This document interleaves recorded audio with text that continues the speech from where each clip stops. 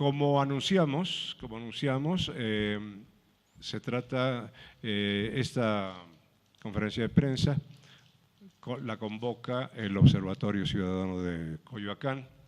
Se trata de fijar la postura del observatorio en relación con los resultados de las elecciones del pasado domingo en el Estado de México.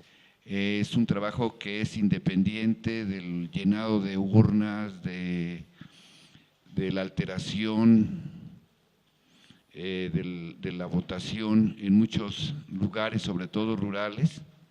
Este es un estudio únicamente de lo que presentó el programa de resultados preliminares del Estado de México. Como ustedes saben, el programa de resultados preliminares lo subió su página, tiene en su página, si uno la abre, hay dos pantallas. Una de las pantallas refleja el total de la suma de la votación de los 45 distritos electorales y viene la cantidad de votos por cada uno de los partidos y por cada uno de los distritos. Si uno abre uno de los distritos, ¿qué distrito es este, Jorge? Presentamos,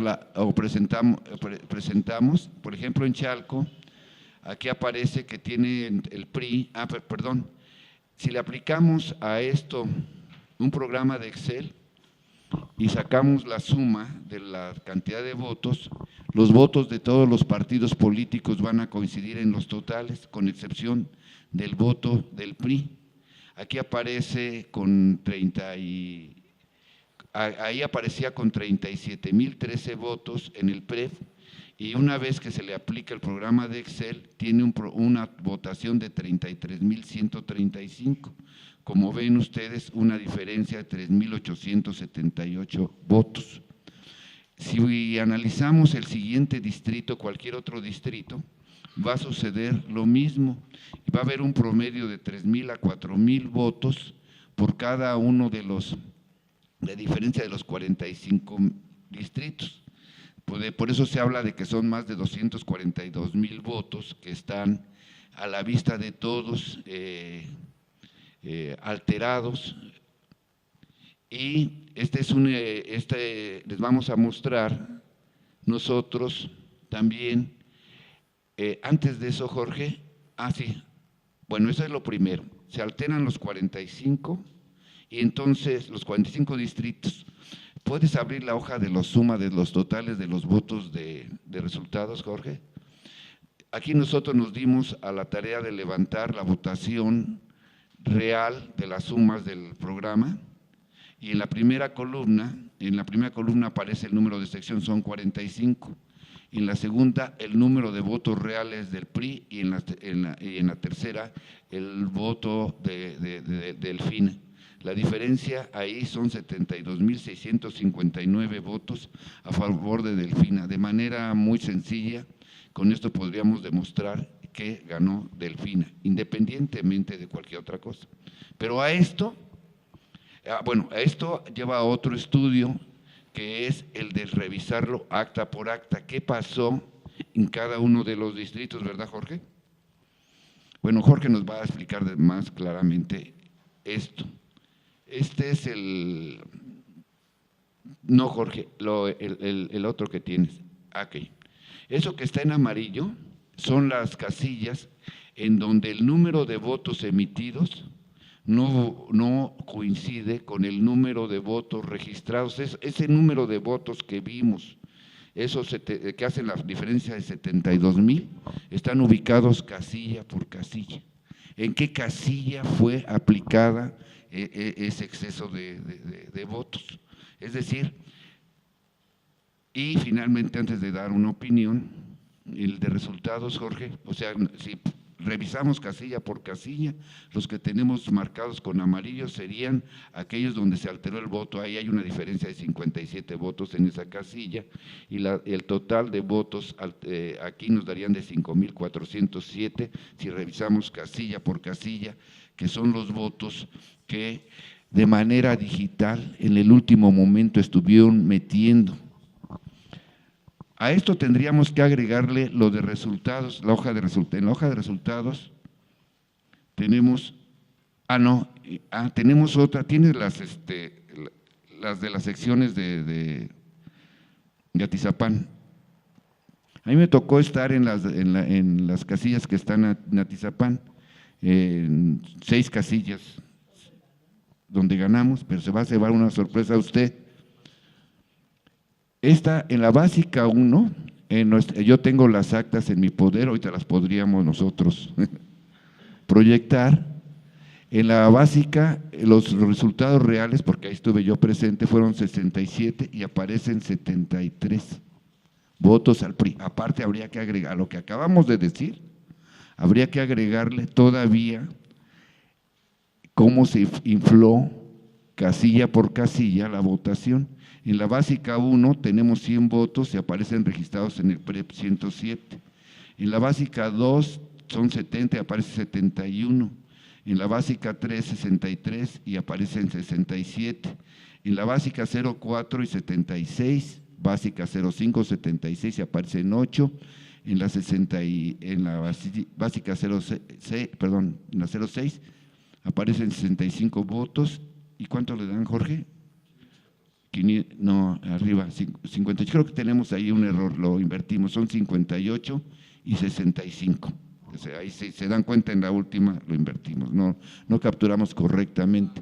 Sí, ahí la diferencia nos da, ponle los 58 ahí de favor, y luego los 65, y nos darían los resultados, nos darían que hay 500 votos, 507 votos reales para el PRI en esas 6 casillas y están registrando 539, es decir, a los 3.400 de los que hablamos habría que agregarle ahora esta cantidad de 32 votos que parece insignificante, pero esta es una casilla en una zona residencial donde domina el PAN de mucho lujo, increíble, y donde es muy difícil que se haga el fraude, porque además estábamos una representación muy fuerte de Morena, y a pesar de eso, esto es lo que está reflejando estas casillas. Si tuviéramos más actas, podríamos hacer un estudio mucho más completo. A la vista de todos, bastaría con estos datos para demostrar que Delfina ganó la elección presidencial. Esto fue tan burdo que tuvieron un gran asesor ellos. Yo me imagino, lo que sucedió es que el PRI quería llevar 2.400.000 votantes a esta elección. Se habla de que fueron 1.600.000 por el PRI. Finalmente, muchos de los que fueron por el PRI deben de haber terminado votando por Morena y ya no tuvieron posibilidades de hacer la operación de fraude como lo han hecho en otras ocasiones. Y lo único que les quedó es manejar digitalmente la captura de los datos.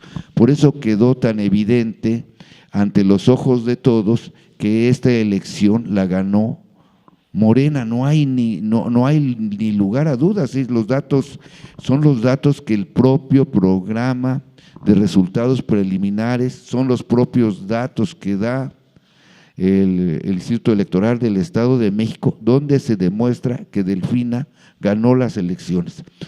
Acá los investigadores, los profesores hablarán de los puercos, cochinos, marranos, de qué habla Andrés. Pero yo creo que tuvieron hoy un gran asesor, debe haber sido Toledo el que los asesoró para que hicieran esto, porque habría que agregarle cochinos, marranos y bueyes, porque queda ante la vista de todos esto que les hemos comentado. Y bueno, esta no es la primera investigación. ¿Quieres particularizarlo más, Jorge?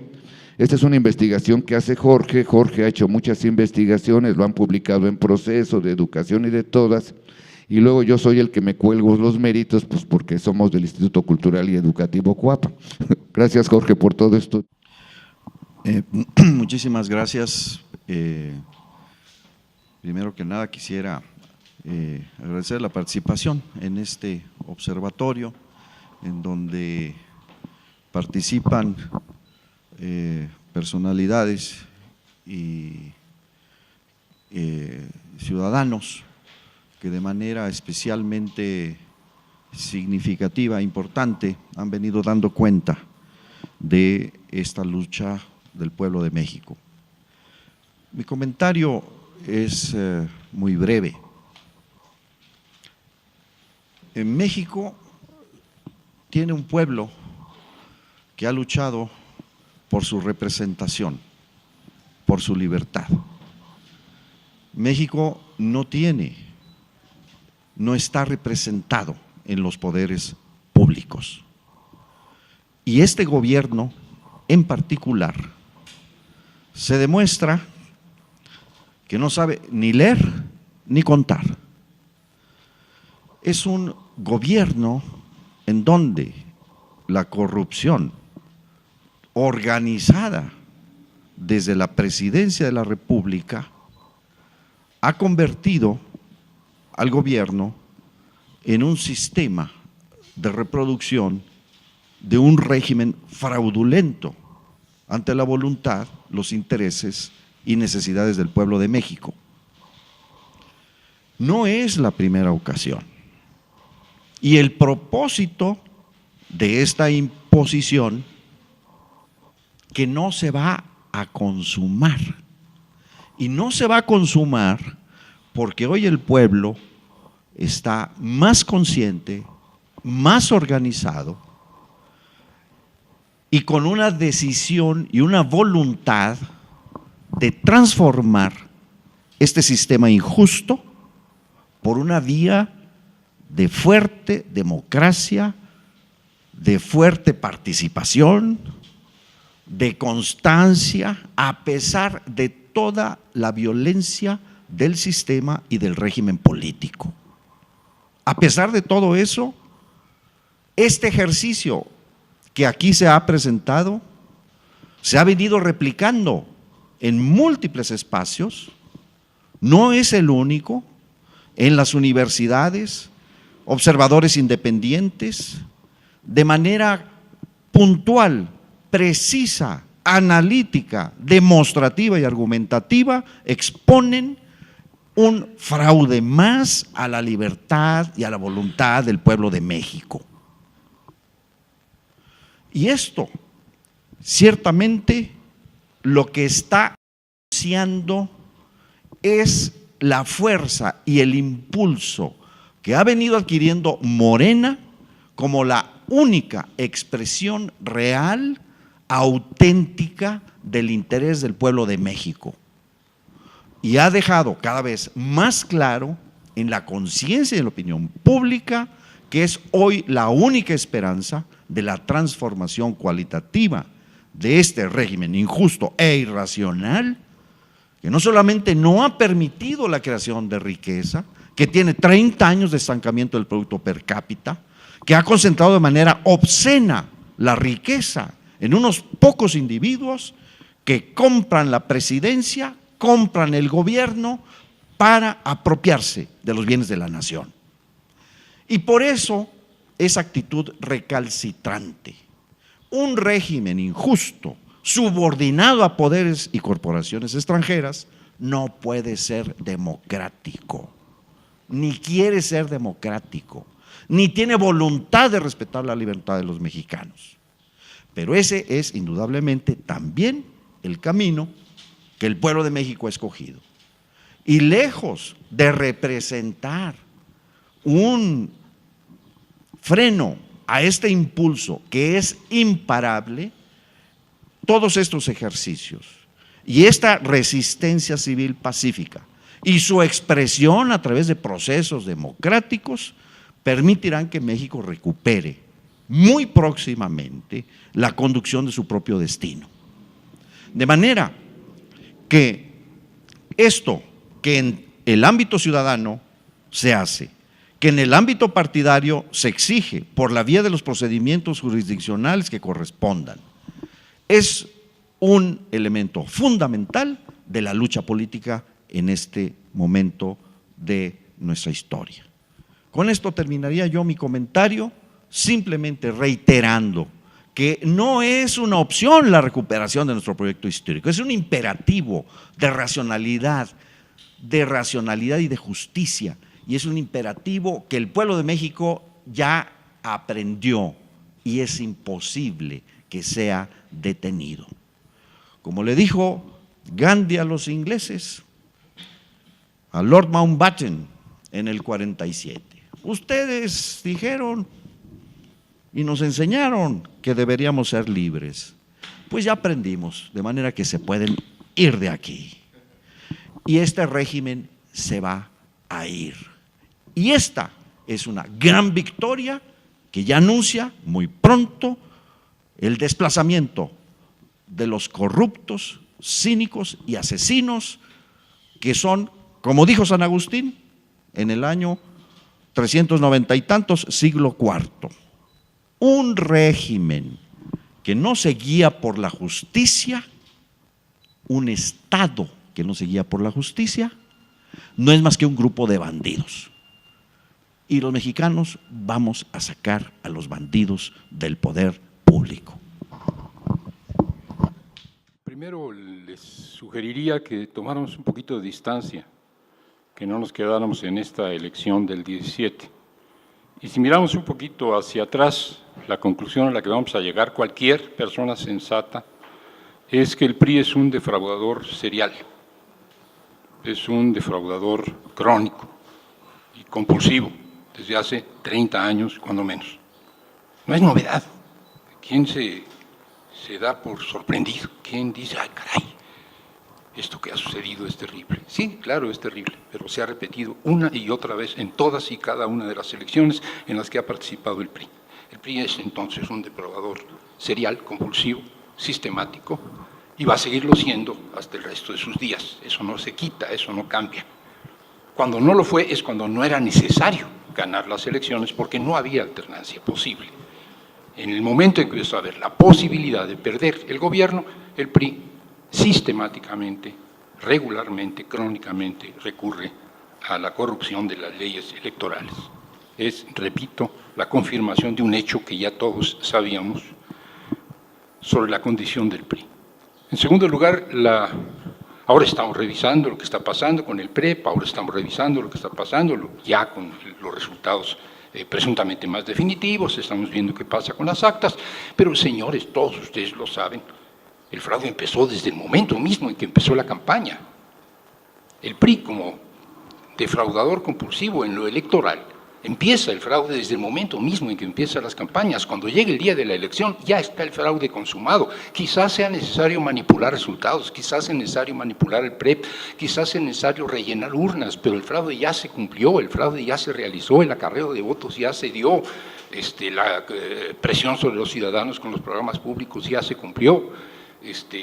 Lo que todos sabemos que sucede a lo largo de la campaña ya sucedió, la campaña ya está sucia en el momento mismo en que vamos a depositar el voto. Y solo está la posibilidad de si a pesar de sus trampas se le pudo ganar o no se le pudo ganar, a pesar de sus trampas. Aunque no alterara los resultados electorales en las urnas, aunque el PREP funcionara de maravilla, aún así hay un fraude electoral previo, como lo ha habido en todas las elecciones. No es equitativo, no es justo, no es imparcial. La elección, el día de la votación ya es una elección fraudulenta. Y claro, si pierde el PRI, vamos a decir, se lo perdonamos, no importa, a pesar de todo perdió.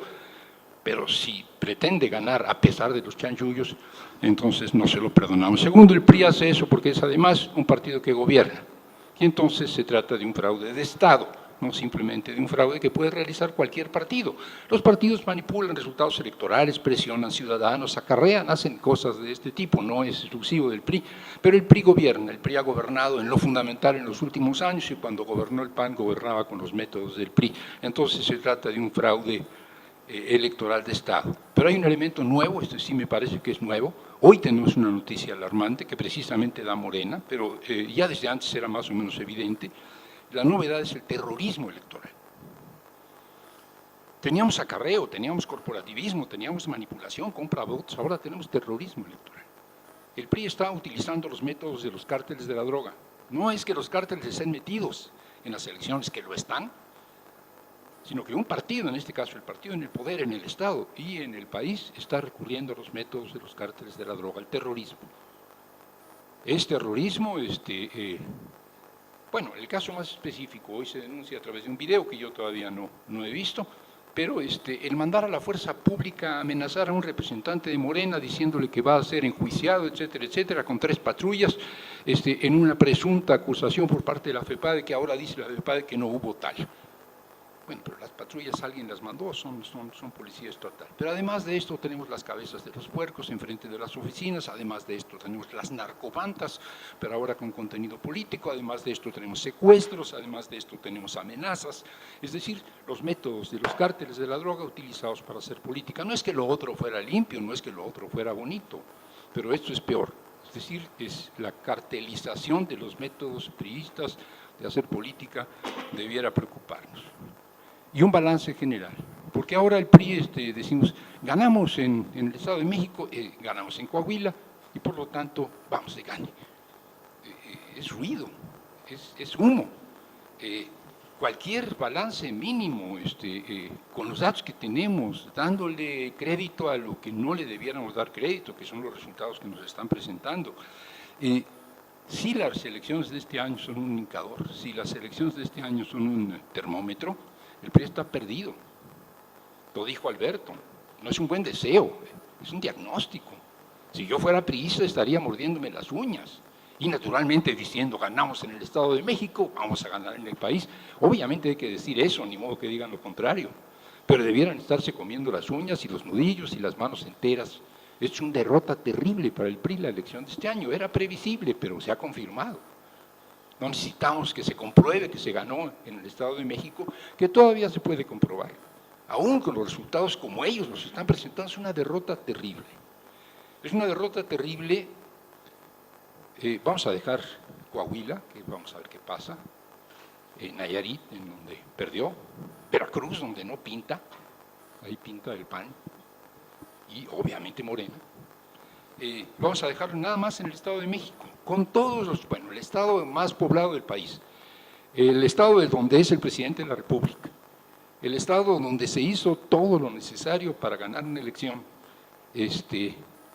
finalmente 3 puntos según ellos, porcentuales, 3%, del orden de 100,000 votos, es lo más que lograron presuntamente juntar, si es que se comprueba que realmente los juntaron, o sea, tanto esfuerzo para apenas lograr una ventaja, el partidazo, una ventaja de 3 puntos porcentuales y de 100 votos sobre un partido que tiene 3 años, que invirtió 1/3 de lo que públicamente y oficialmente se gastó el PRI.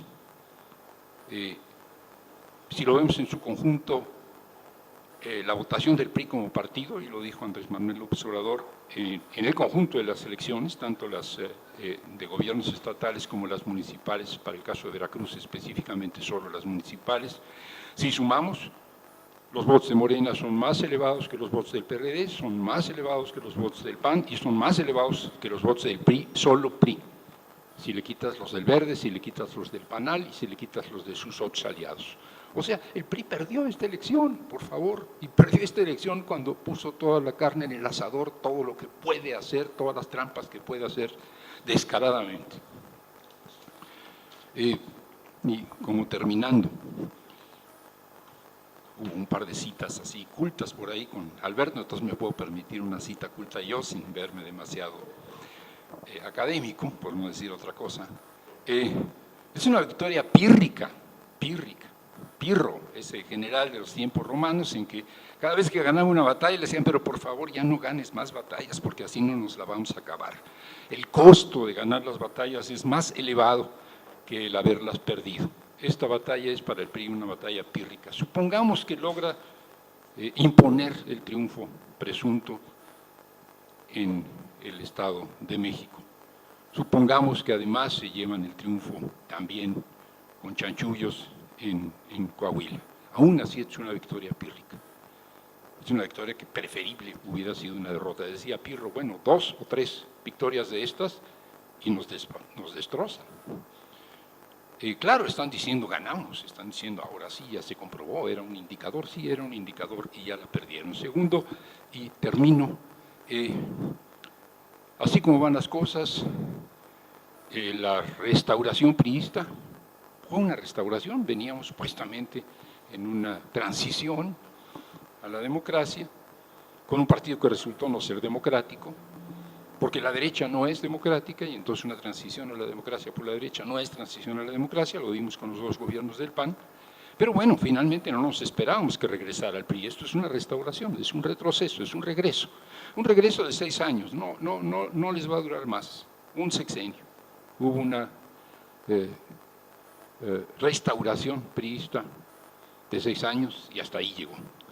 La gran profecía del 88, la izquierda va a llegar al gobierno por la vía electoral, se va a cumplir 30 años después, somos lentos, pero se va a cumplir. No con Cuauhtémoc, va a ser con Andrés Manuel, no sin partido, ahora va a ser con un partido y un partido organizado y un partido con presencia nacional, que es la primera fuerza política y la segunda fuerza electoral con los chanchullos del PRI. Pero se va a ganar, finalmente se va a cumplir la profecía, la izquierda va a llegar al poder. Y solo decir algo un poquito provocador, no sé si sea el consenso de los compañeros del observatorio, pero es el tema de las alianzas. Se le ha dicho insistentemente a Morena que el no ir con las alianzas es lo que provocó que no hubiera podido consolidar plenamente y evidentemente, indiscutiblemente, su triunfo en el Estado de México. Y la conclusión es la generalización. No ir en alianzas con los partidos es la debilidad de Morena. Señores, afirmo todo lo contrario. La fuerza de Morena está precisamente en no ir a esas alianzas a las que nos tienen acostumbrados los partidos políticos en México. Que tiene un costo, claro que tiene un costo. Pero la fuerza que tiene hoy Morena por sí misma, a nivel nacional y a nivel del Estado de México, es precisamente porque no se ha embarrado con esas alianzas espurias.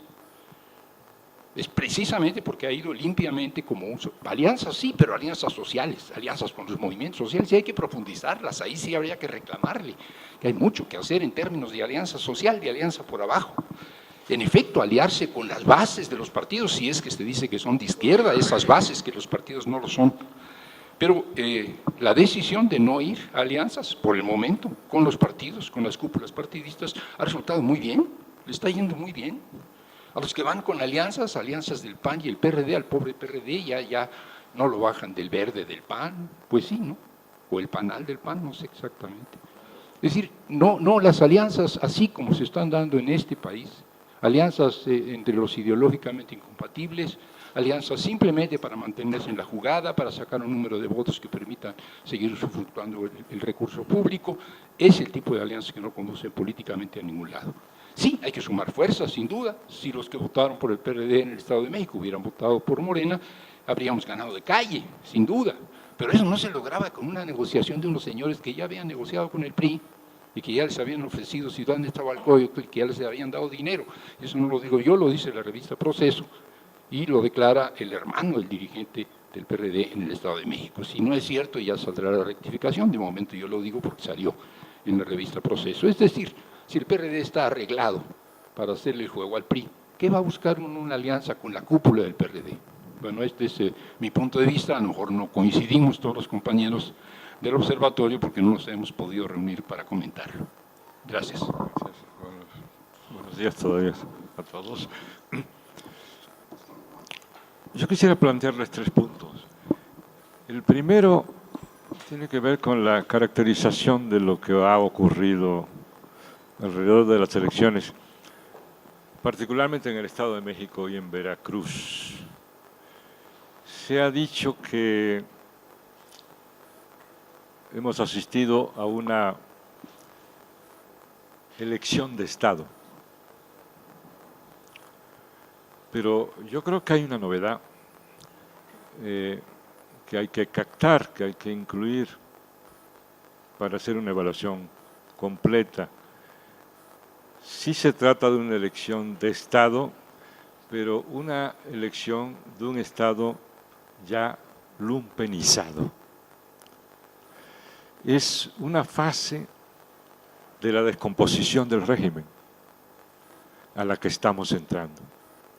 Y a mi juicio en esto consiste la médula de lo novedoso, de la gran novedad terrible a que nos estamos enfrentando en México. México prácticamente se ha convertido ya a escala mundial en una isla en una anomalía, en el sentido de que es, sobre todo en América Latina, el único país en donde en la actualidad no es posible hacer elecciones, comicios normales. Es una verdadera tragedia para México. Si uno observa lo que ha ocurrido en los últimos tiempos en América Latina por lo que hace a elecciones, encontrará varios casos, incluso en situaciones de igual competitividad y hasta encono político, y sin embargo se pueden dirimir los asuntos del poder, de quién toma el gobierno a partir de procesos electorales que terminan sin mayor complicación. Pero desde hace décadas en México eso no es posible. Y ahora asistimos a esta nueva característica que demuestra una descomposición terrible del proceso político, y es una especie de bandidaje institucionalizado. En el Estado de México esto fue evidente, pero también en Veracruz. Es un bandidaje que ya no solo depreda el proceso mismo ciudadano, sino que recurre directamente a actos de violencia contra los adversarios, que van desde acciones intimidatorias, como esto de las cabezas de los cerdos en el Estado de México, etcétera, hasta la intimidación y la persecución directa de los órganos que se supone están encargados de proteger el proceso y, por supuesto, a la ciudadanía. Ese caso que mencionó Armando, yo lo seguí el mismo día de la elección. El día antes ocurrió esto, en la tarde y en la noche.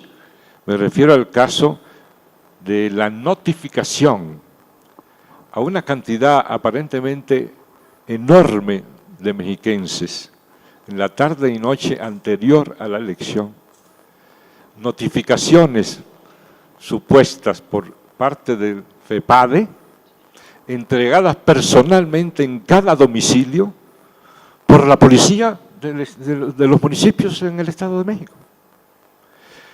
Algo tan escandaloso que hasta la FEPADE, que no se caracteriza por ser muy briosa a la hora de proteger los derechos ciudadanos electorales, emitió, ya caída la tarde, un comunicado indicando que se estaba entregando un conjunto de individualizados las notificaciones, supuestamente donde se hacía un citatorio por parte de la autoridad del FEPADE por haber incurrido en violaciones electorales. Es decir, el intento sistemático y masivo de aterrorizar, de intimidar a los votantes y particularmente a aquellos que tenían responsabilidades en las casillas electorales, lo que implica ya evidencia de acciones que involucran a los propios órganos que deben tener el control de esta información. Hay varios videos en donde estos agentes policiales están entregando en domicilio estos citatorios intimidantes. Luego tenemos toda la cantidad inmensa del que los videos es apenas una pequeña muestra de toda la cauda de violencia contra los opositores y particularmente contra Morena. Como digo, no solo en el Estado de México. De tal manera que estamos en un gran momento de peligro en México. Citando a un clásico, como lo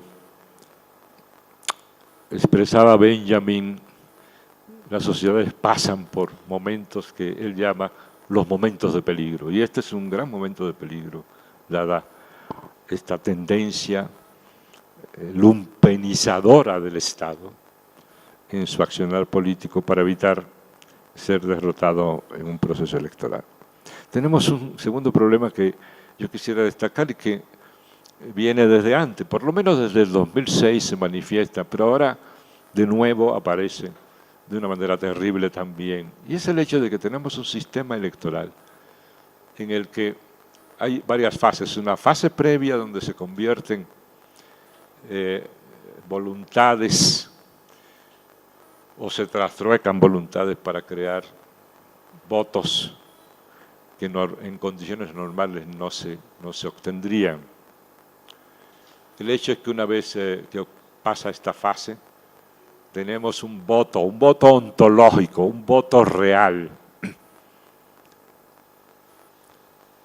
Todavía los regímenes electorales tienen la posibilidad de corregir una vez que tenemos los votos reales. Pero en México hay un sistema que permite que una vez que esos votos forman parte de un paquete electoral a la que se le coloca encima una acta con el supuesto contenido del paquete, lo que hasta ese momento, incluso físicamente, es una caja transparente, se convierte automáticamente en caja negra. El problema electoral de México es este sistema de caja negra en el que la ley y las autoridades se niegan sistemáticamente a transparentar el contenido de los paquetes electorales. Es como si fuera un sortilegio. Es decir, no hay funcionario que quiera abrir paquetes. E incluso cuando la norma, que es muy escueta en condiciones para abrir los paquetes, lo indica taxativamente, aún en esos casos se encuentran funcionarios de casillas que arbitrariamente se niegan a abrir los paquetes. Entonces vivimos en un mundo de política electoral de caja negra, en donde no hay manera de saber cuál fue el resultado final. Lo que estamos viendo, todas las evidencias indican que Morena obtuvo el triunfo electoral, y sin embargo, como en 2012, como en el 2016, como en el 2006, los mexicanos y los mexiquenses, en este caso en particular, están impedidos de transparentar, hacer esa caja negra, caja transparente, y que conozcamos la realidad de la votación, de la voluntad popular. El tercer punto que quería indicar, ya Armando se adelantó en algunos planteamientos, el qué hacer.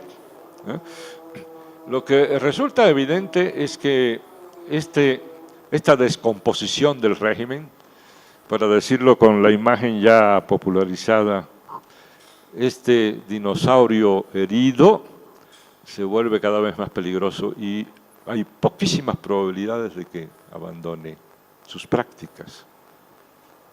De tal manera que necesitamos garantizar que este proceso no se repita en la contienda próxima, particularmente el 2018.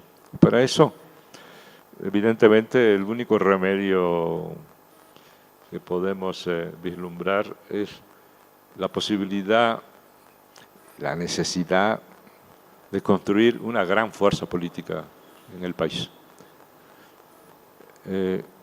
pivoteada o articulada por Morena, a fin de poder evitar que se repita el fenómeno que estamos observando.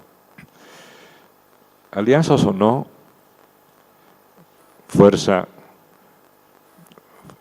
irrefrenable es lo que queremos y tenemos que construir. no estoy tan seguro de que podamos dejar de lado las alianzas. El asunto es en qué términos lo planteamos.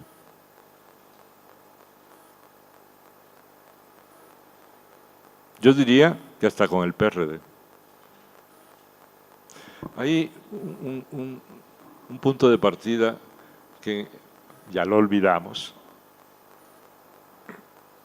como si el asunto de las alianzas se hubiera planteado ahora para la elección del Estado de México. Pero no es así.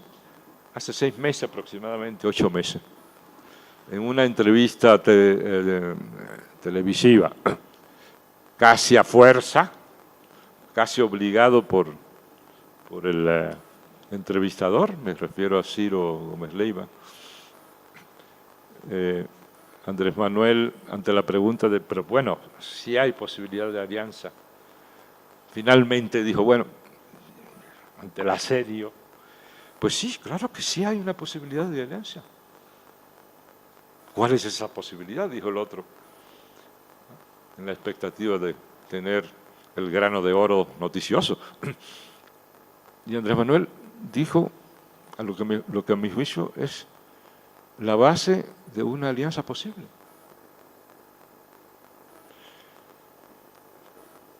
Que el PRD adjure, usó otra palabra, es decir, se deslinde de la mafia del poder, que pública abiertamente y en su práctica continua en lo delante, rompa sus ligas con la mafia del poder. Es decir, con el PAN, con el PRI, los demás que giran alrededor. Y yo entiendo que esto para el PRD en las actuales condiciones es lo que los filósofos llaman una imposibilidad metafísica. ¿No? Pero yo no creo que eso sea fijo. Yo creo que pueden crearse condiciones, y espero que pronto, para que ocurra esto. ¿A qué se refiere esa imposibilidad?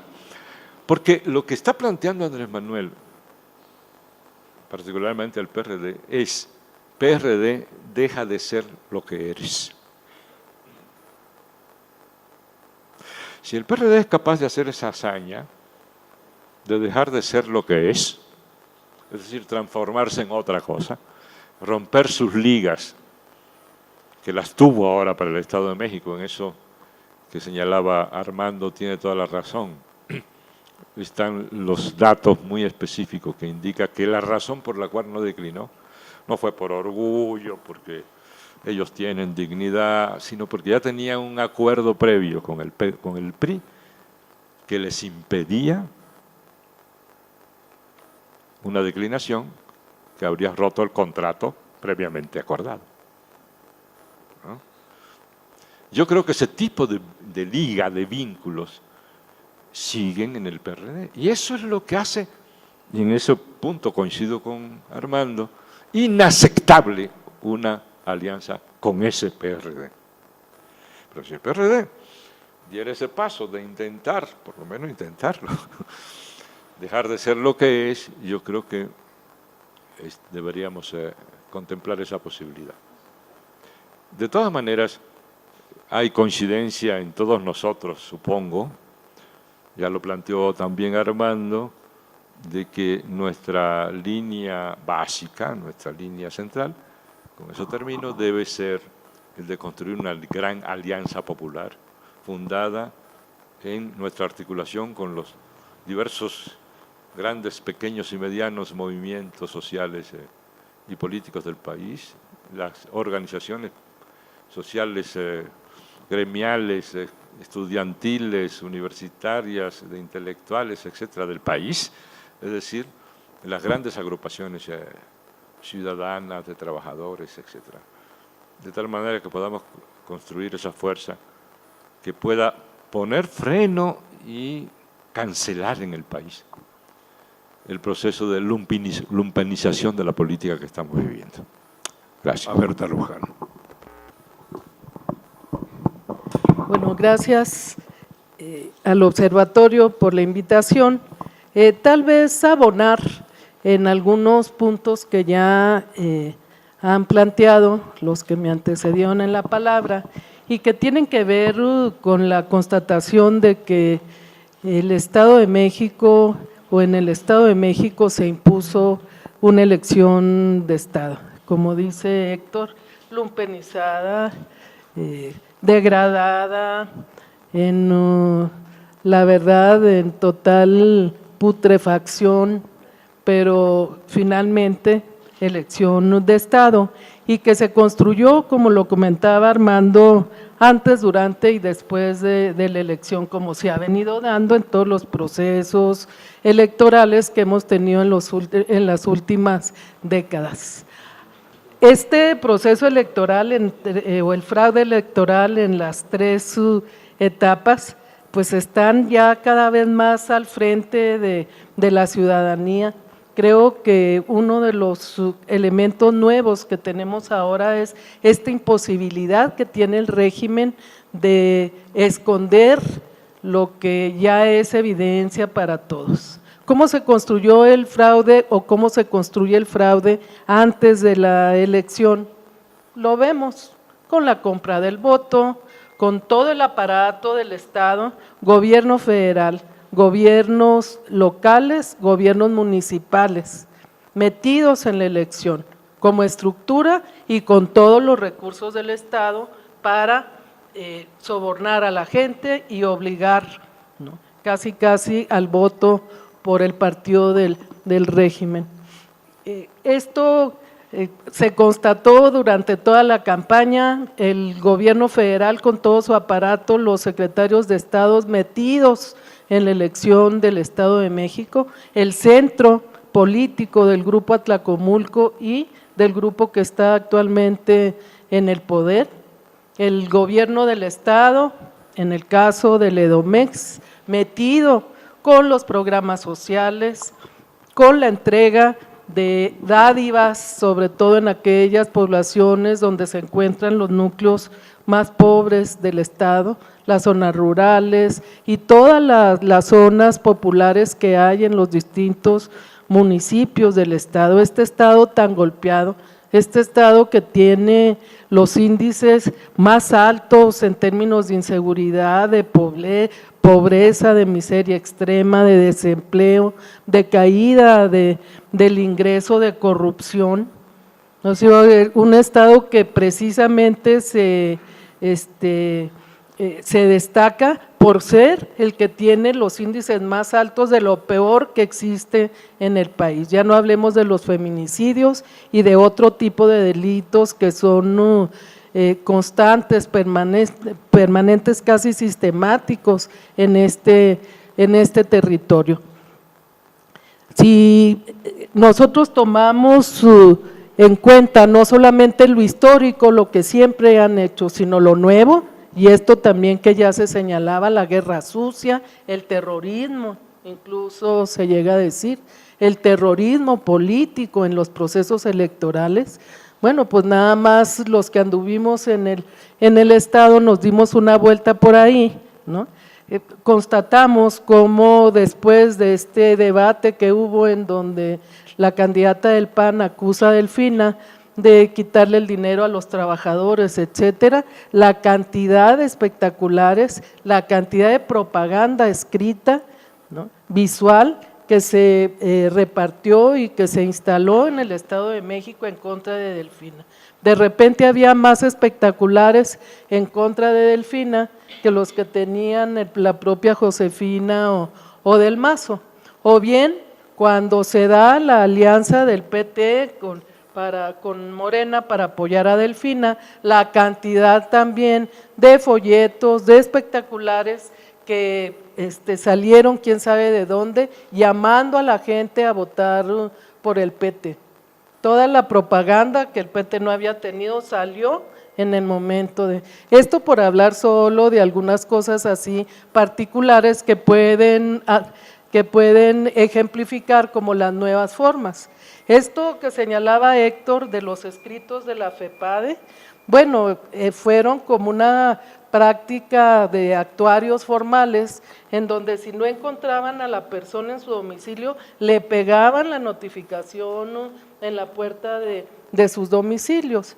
Compañeros nuestros en Atizapán, por ejemplo, estuvieron rondando por distintos barrios y quitando estas notificaciones, disque de la FEPADE, o sea, unos apócrifos que con todo el cinismo fueron también presentados, llamando a la población a no ir a votar. Y junto con esto, pues las cabezas de cerdo, junto con esto los nuevos actores como el Partido Encuentro Social, que puso a andar en todo el Estado de México a sus iglesias evangélicas para llamar a la gente a votar por la coalición a favor de Del Mazo. Todo lo que tiene que ver con valores éticos, con la moral, ¿no?, de las iglesias, pues se quedó realmente en el sótano, ¿no? Este partido que acaba de obtener el registro como Morena, finalmente en lo que se ha convertido es un partido verde más, o en un panal más, o sea, en un esbirro del PRI gobierno.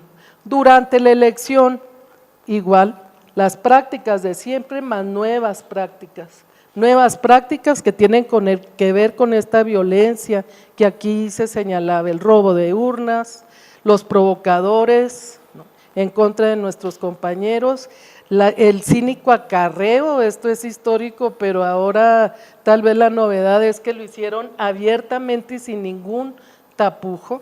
Bueno, hubo compañeros que están aquí, que en Nicolás Romero veían con impotencia cómo llegaban a las casillas, las combis, las camionetas, los pequeños minibuses, con la gente, la bajaban en la casilla, bajaban a votar con la lista, ¿no?, palomeando, ¿no?, las listas, las gentes que estaban fuera de la casilla, y nuevamente subía la gente y se la llevaban a sus lugares. O sea, un acarreo realmente descarado, cínico, ya sin tapujos. Y si nos vamos al fraude después de la elección, bueno, pues tenemos aquí lo que Andrés Manuel ha venido sosteniendo y ha venido diciendo, planteando, que tiene que ver pues con la corrupción en las instituciones electorales. Esto de que al diablo con sus instituciones tiene que ver precisamente con esto. ¿Cómo confiar en instituciones que lo primero que hacen, como el Instituto Electoral del Estado de México, es manipular un proceso de conteo rápido en donde de la noche a la mañana desaparecen 500 casillas de una prueba que sería de 1,800 casillas y finalmente fue de 1,500? Y ya no digamos el conteo de los votos. En todos los distritos electorales en donde se planteó, bueno, primero decir que el planteamiento fue, hay tal cantidad de votos nulos que estamos exigiendo la apertura de todas las casillas y el conteo de voto por voto. Y el Instituto Electoral, a través de sus juntas distritales, lo que hizo fue abrir aquellas casillas que según ellos llenaban ciertos requisitos, pero que finalmente señalan una política de abrir lo que les conviniera, ¿no? Qué casualidad que hoy el instituto sale a decir que exactamente el conteo de los votos en el Estado de México después de este ejercicio de apertura de paquetes es exactamente como salió en el PREP. O sea, esta diferencia de 3% del PREP hoy se ratifica como el resultado del conteo de los votos que realizaron las autoridades electorales. ¿Qué quiere esto decir? Pues que las instituciones electorales están cooptadas por el régimen, por los partidos, y que definitivamente no hay ninguna confianza ni en su actuar ni en sus resultados, y que si realmente queremos una transformación y un cambio, pues necesitamos acabar con estas instituciones que le cuestan al país miles de millones de pesos, a quienes se les cae el sistema cada vez que hay un proceso electoral difícil. Yo les quiero decir que de la gente de por lo menos 2 municipios, y creo que se dio en todos los municipios del estado, en Atizapán, en Nicolás Romero, las acreditaciones de la gente de Morena todavía se están entregando ese día en la mañana, o sea, el día de la elección en la mañana, que habiendo presentado toda la papelería, los documentos que se exigen para tener representantes de casilla, representantes generales, pasó una semana y cada día salía a cuentagotas 10 representantes de casilla, y todo con respecto a Morena. Mientras el PRI, el PAN tenían ya toda su paquetería entregada, y esto como versión de los mismos funcionarios electorales. Morena todavía un día antes de la elección, en estos 2 municipios le faltaba más del 30%, más de la tercera parte de sus acreditaciones, lo que quiere decir pues que por todos lados, ¿verdad? O sea, que es antes, durante y después de la elección.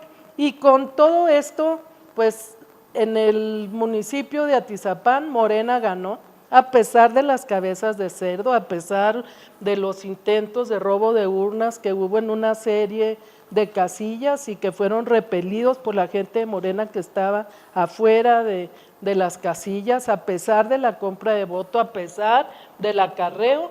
Morena ganó en el caso de Atizapán por 14,000 votos arriba del PRI, y el gran perdedor, el que gobierna el municipio, el PAN, como tercera fuerza. Y en el caso de Nicolás Romero, que es un baluarte del PRI, que había sido históricamente del PRI, quedamos a 2,000 votos de ellos.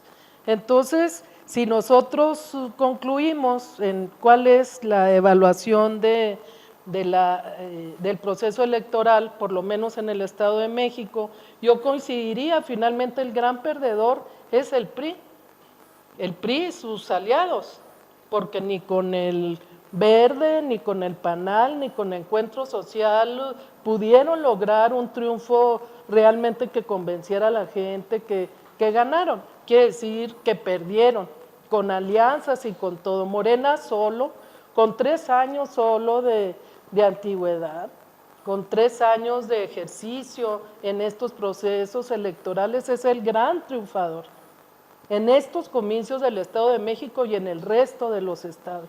El hecho de que el PRI haya tenido en esta elección 1 millón menos de votos que el que tuvo en la elección de Rubiel Ávila, pues es una muestra clara de este deterioro de confianza, finalmente lo que tiene que ver pues con el PRI que se cae y que ya no se sostiene ni con sus prácticas terroristas, ni con sus prácticas de compra de voto, ni poniendo toda, como se decía, toda la carne al asador. Perdió. Y perdió el PAN también, ese partido que salió de las elecciones pasadas, con no sé qué tantos estados gobernando, pues ahí está hoy el PAN, en manos de este bandido en Veracruz, ¿no? Del tal Yunes, ¿no? Y en el caso del Estado de México, pues definitivamente en un papel que lo puso debajo del candidato del PRD en el Estado. Ese es el PAN hoy en el Estado de México, que era uno de sus baluartes. Conclusión, estoy de acuerdo con Héctor en lo de la alianza con el PRD, pero habría que preguntarnos con cuál PRD, como también usted decía, ¿no?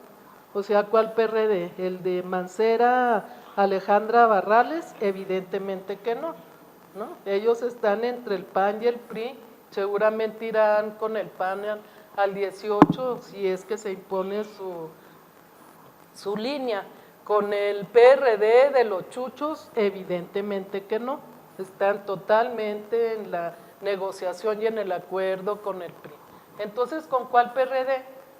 Decía Armando, ¿con las bases del PRD? Pues sí, con las bases del PRD. Y tal vez con algunas bases organizadas del PRD que rechazaran en un momento dado las líneas que quieren imponer Mancera Barrales y los chuchos, ¿no?, para el PRD en su conjunto. Creo que, como también aquí ya se dijo, las elecciones se ganan antes del día de la elección. Esto lo comentamos el día de ayer ahí en la Escuela de Cuadros de Coyoacán, de que importante el día de la elección, la defensa del voto en el día de la elección y después de la elección, pero la elección se gana antes. Es evidente que la elección se gana antes y que nosotros necesitamos ganar con 8 o 10% arriba del que nos siga, ¿verdad?, para impedir que este manejo de cifras demostrado aquí por parte del equipo de Marcos Fuentes, esto del robo hormiga de las casillas, pues también es una práctica histórica, pero aquí demostrada cómo se ve con las actas en las casillas que Marcos participó. En cada una de las casillas, las actas dicen 60 y ellos ponen 67. El acta decía de la básica 1, ¿no?, 58 y sale en el cómputo 63. En la contigua 1, 2, bueno, el ejercicio que planteó que fueron 6 casillas, ¿no? 6 casillas contiguas, en todas una diferencia de 2 a 6 votos a favor del PRI, en todas. Y decía él, si eso lo repetimos a nivel del ejercicio de todo el Estado, pues ¿cuántos votos vamos a tener? ¿Cuántas casillas hubo? 8,000, ¿no? 8,000 casillas, ¿no? 18,000 casillas. 8,000 casillas por 5 votos por casilla, pues ya tenemos ahí un resultado bastante clarificador de dónde salió la diferencia entre Del Mazo y Delfina. Ahí está. ¿Qué sigue? Pues estamos dando la lucha en los distritos a nivel jurídico. El domingo tenemos Congreso Nacional y vamos a hablar ahí del qué sigue. Creo que habrá muchas conferencias de prensa después de eso y ojalá y el Observatorio Ciudadano esté presente y pueda contribuir para construir lo que sigue. Gracias.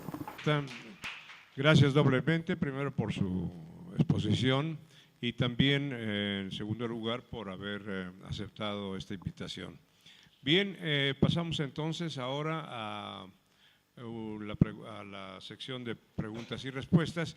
Sin embargo, quisiera yo pedirles a… Pensaba ahorita que yo en el 2006 no estuve, yo creo que está bien así, pero después cuando regresé, que fue ese movimiento maravilloso del plantón,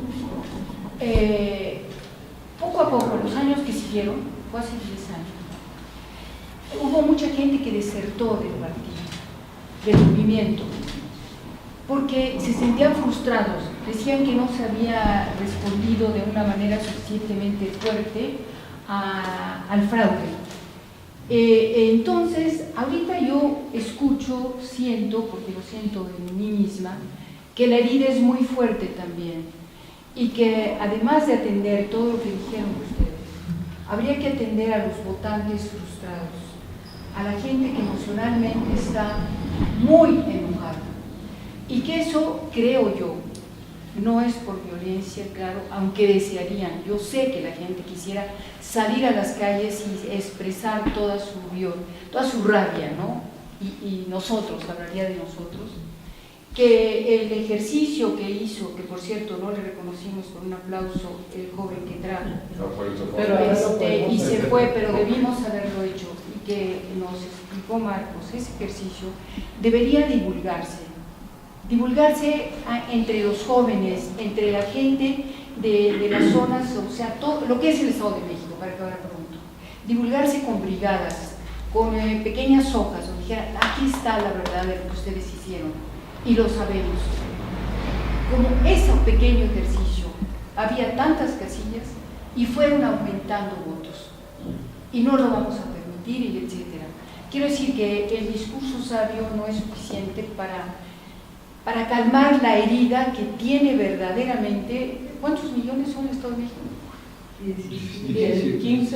15, de los cuales 40% probablemente votaron por nosotros. Esa es mi observación.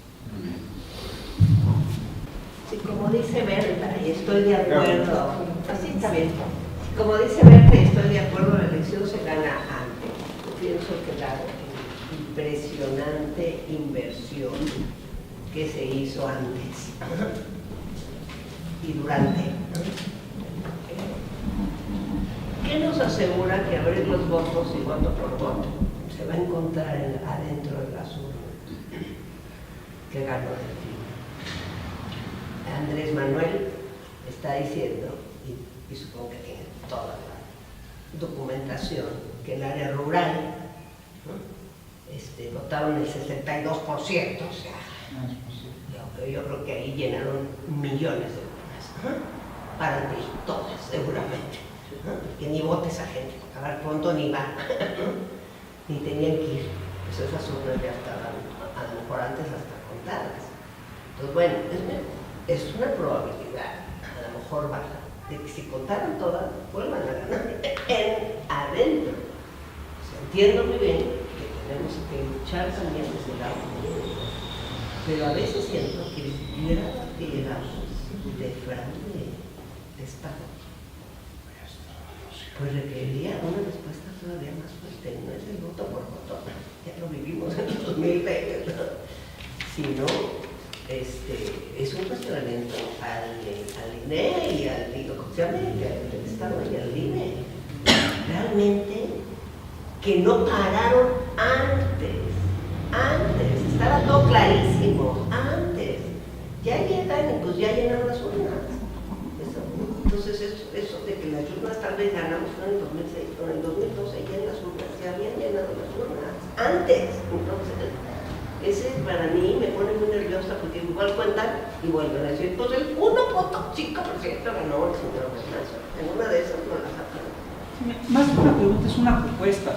Yo creo que lo que está poniendo en claro todo esto es lo caro que nos sale tener un instituciones electorales que no garantizan elecciones limpias y democráticas. Entonces, yo creo que tendríamos que hacer la propuesta de que hay que cambiar las instituciones electorales de paquete, porque no es posible que no hayan visto el fraude. ¿Cómo le hicieron para no ver todos los indicios de fraude? ¿Cómo le hacen para no ver todo lo que toda la ciudadanía está documentando? ¿Cómo le hacen? Esa es la principal bronca que yo veo en todo esto, y esto sí tiene que ver con lo que dice Gabriela. Las elecciones se ganan antes del día de la votación, sin lugar a dudas, pero una de las cosas que están ocurriendo aquí es que las instituciones electorales están siendo cooptadas por el aparato de entrada, están cooptadas por el aparato de antemano. Entonces son instituciones cómplices. Y yo sí creo que es una propuesta concreta que tendríamos que hacer. Exigimos el cambio de los aparatos electorales en paquete. Así de simple. Porque estos que tenemos nos salen carísimos y no garantizan elecciones limpias.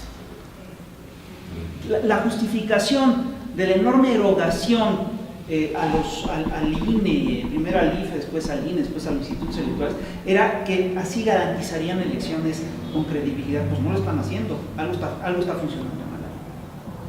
Yo creo que tendríamos que voltear a ver realmente a la mafia del poder de la que habla Andrés Manuel, porque esa mafia del poder tiene completamente debilitado al aparato de Estado, al Estado mexicano, total y absolutamente debilitado, y ellos a la mafia del poder y al aparato de gobierno les importa un bledo el pueblo.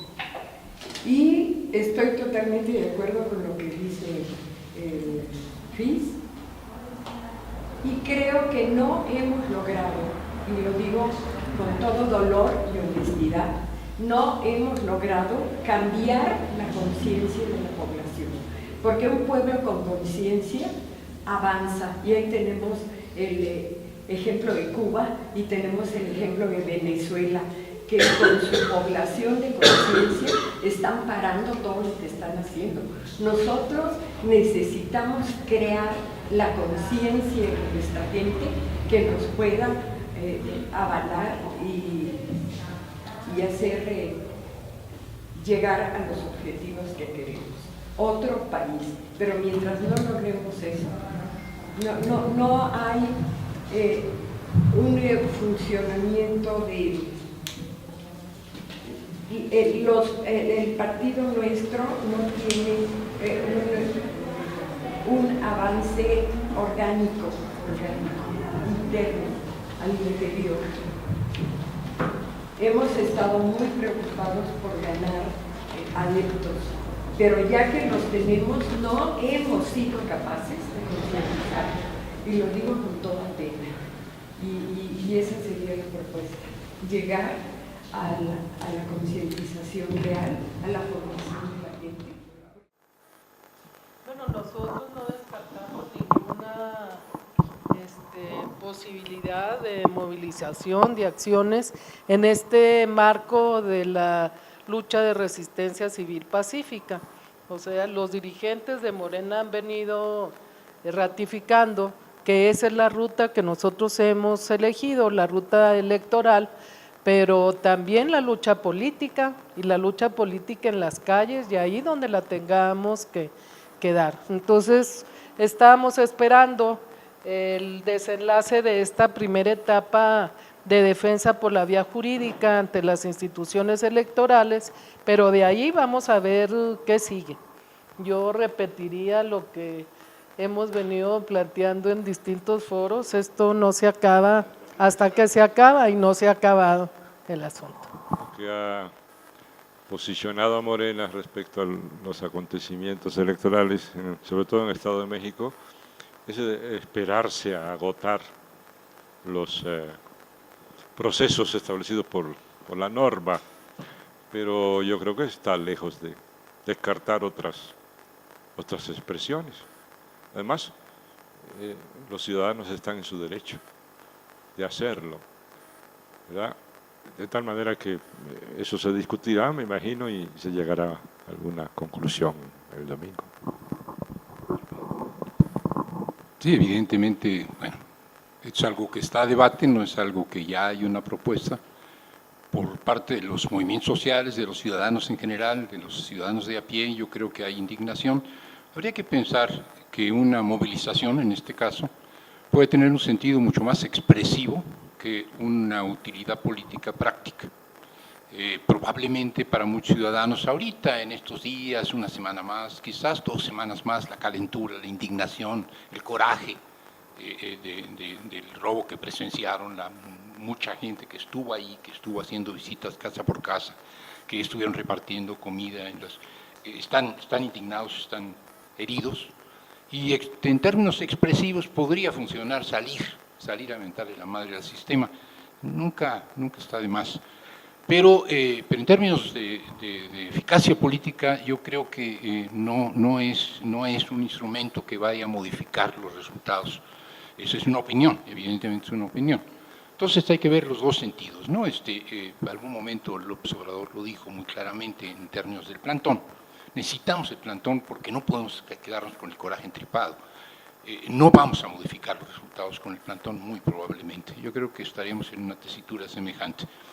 Los ciudadanos están enojados, hay movilizaciones de por sí, pero las movilizaciones, qué sé yo, los de la CENTE, que todos estamos muy acostumbrados a ellas, pues son para echar para atrás una reforma que los deja en términos de su materia de trabajo muy deteriorados. Las movilizaciones de los compañeros, padres y compañeros de estudios de los estudiantes de Ayotzinapa desaparecidos aún, pues lo que quieren es que aparezcan una movilización para cambiar los resultados que estas autoridades presuntas van a dar. No estoy muy seguro de que fuera un instrumento eficaz, pero salir a mentarle la madre al régimen no estaría mal. Esa es una opinión puramente personal. Bien, pues.